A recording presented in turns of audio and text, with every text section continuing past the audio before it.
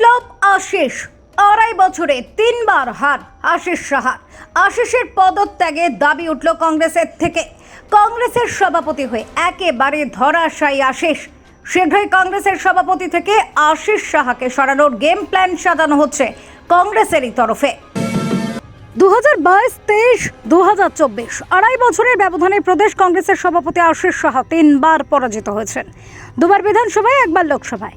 প্রদেশ কংগ্রেসের সভাপতি আশিস সাহার পরপর 3বার পরাজিত হওয়ার নৈতিক দায়িত্ব স্বীকার করে তিনি প্রদেশ কংগ্রেসের সভাপতির পদ থেকে পদত্যাগ করুন, এমনটাই দাবি উঠছে কংগ্রেসের তরফে।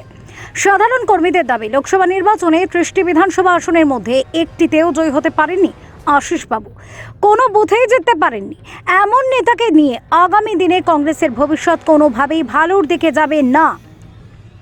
তাই তিনি নৈতিক দায়িত্ব স্বীকার করে পদত্যাগ করুন, কর্মীদের এমনটাই দাবি।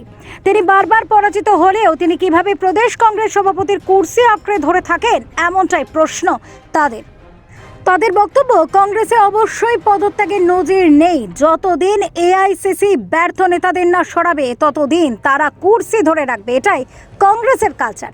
এখন আশিস সাহা কি সেই পথেই হাঁটেন, সেটাই দেখার। Bureau report, SD news media, Tripura.